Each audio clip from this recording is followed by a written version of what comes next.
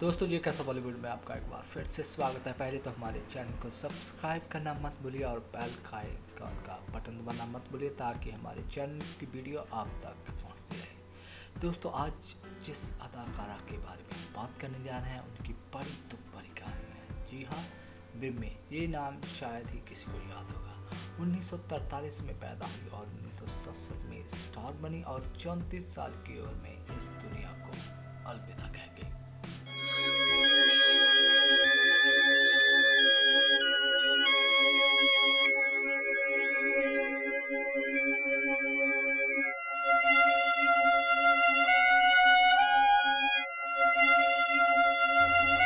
Bollywood film industry में बिम्मी एक ऐसा नाम है जिसने कम समय में शोहरत, दौलत और सफलता कमाई। लेकिन जितनी तेजी से उसने बुलंदियों को छुआ, उसने कहीं तेजी से वह सबकी नज़रों से कदर ओझल हुई और आज शायद ये नाम किसी को याद होगा। एक समय था जब बॉलीवुड के गलियारों में बिम्मी इस कदर छाई थी कि हर कोई उनकी एक झलक पाने के लिए बेकरार रहता था। आज हम बात करेंगे उस अदाकारा की जिसने बेहद कम समय में स्टारडम पाया और फिर दूसरे ही पल में उनका स्टारडम ऐसा खोया कि वो हमेशा के लिए गुमनामी अंधेरों में खो गई। मैं कैप्टन महेंद्र हूँ, राजेश का दोस्त। चीन के हमले की वजह से मुल्क में इमरजेंसी डिक्लेयर हो गई है, इसीलिए कल रात उन्हें नेफा बॉर्डर पर भेज दिया गया है। जी, एक दो रोज में मैं भी जा रहा हूँ। अगर उनके नाम कोई पैगाम हो तो मैं हाजिर हूँ। रात बन के बॉलीवुड की सुपरस्टार। एक समय ऐसा भी था जब बिम्मी की बॉलीवुड की डिमांडिंग हीरो में से एक थी। बिम्मी ने उस समय के सुपरस्टार सुनील दत्त, शशि कपूर और राजकुमार के साथ काम किया। बिम्मी के लिए ये स्टारडम सिर्फ 4 दिन की चांदनी बनकर आया और चला गया। बी.आर. चोपड़ा की suspense thriller film Humraaz super duper hit साबित हुई। इस फिल्म में बिम्मी के अपोजिट थे उस समय के सुपरस्टार सुनील दत्त, राजकुमार और बलराज साहनी। इस फिल्म के सभी गाने सुपरहिट थे। इस फिल्म को नेशनल बेस्ट फिल्म का अवार्ड भी मिला।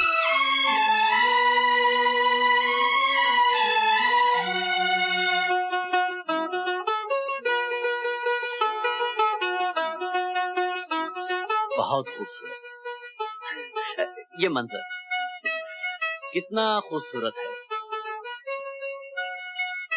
आप मिस वर्मा है? जी। फिल्म हमराज के लिए बी.आर. चोपड़ा प्लानिंग कर रहे थे, ऐसे एक चेहरे की जो बिल्कुल यूनिक और दिलकश हो। दरअसल चोपड़ा साहब किसी न्यू कमर को अपनी फिल्म में लेना चाहते थे और इसके लिए उन्होंने कई लड़कियों के ऑडिशंस भी लिए, लेकिन बात नहीं बनी। उनकी ये तलाश आकर बिम्मी पर खत्म हुई। गैर फिल्मी बैकग्राउंड से आने वाली बिम्मी मुंबई के सोफिया कॉलेज में मनोविज्ञान से ग्रेजुएट थी। वह एक ट्रेंड सिंगर थी जो अक्सर ऑल इंडिया रेडियो के बॉम्बे की कार्यों में भाग लेती थी। म्यूजिक डायरेक्टर रवि ने बिम्मी को बी.आर. चोपड़ा से मिलवाया और आसानी से हमराज का रोल बिम्मी को मिला।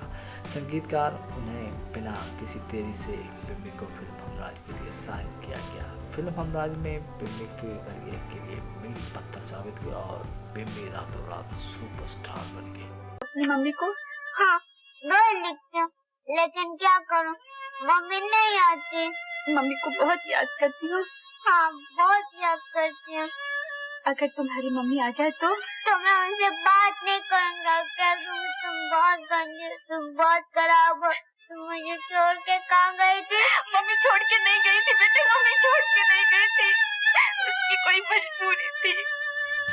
फिल्म हमराज के बाद हर तरफ केवल बिम्मी के चर्चे होने लगे। आलम तो ये था कि बिम्मी हर मैगजीन के कवर पर छा गई। उस समय फिल्म के मैगजीन के कवर पर आना बहुत ही बड़ी बात मानी जाती थी। बिम्मी का यूं मैगजीन के कवर पर आने का इशारा यही था कि वो स्टार बन गया, जिसे रातों रात स्टार आइकन मान लिया गया।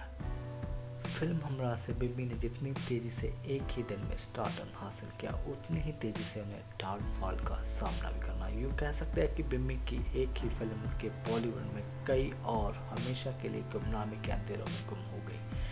ऐसा नहीं है कि उन्होंने फिल्म हमराज के बाद काम नहीं किया। दरअसल फिल्म हमराज के बाद उन्होंने 3 और फिल्में की जिनमें आबरू, बच्चन और पतंगा शामिल थी, लेकिन अफसोस की ये बात सभी फिल्में बिम्मी के करियर के लिए डाउनफॉल ही साबित हुई। फिल्म आबरू में उनके साथ न्यू कमर दीपक कुमार थे, मगर ये फिल्म नहीं चली। उसके बाद बिम्मी ने 2 फिल्में शशि कपूर के साथ भी की, एक पतंगा थी और दूसरी वचन। ये दोनों फिल्में भी बॉक्स ऑफिस पर कुछ खास कमाल नहीं कर पाई।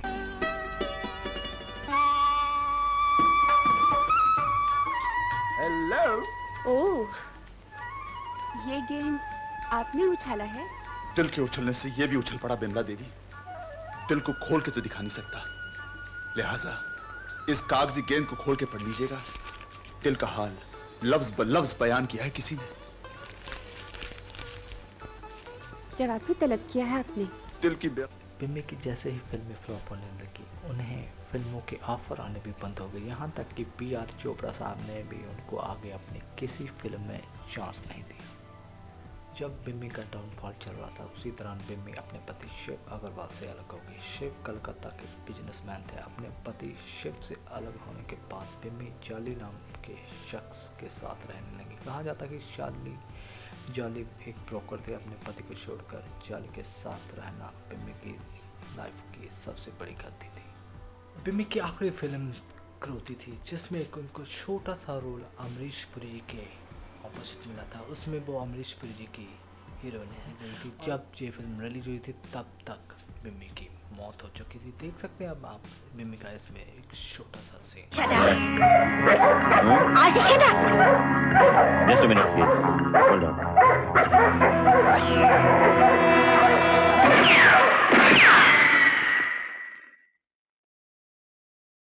नहीं, कोई खास बात नहीं।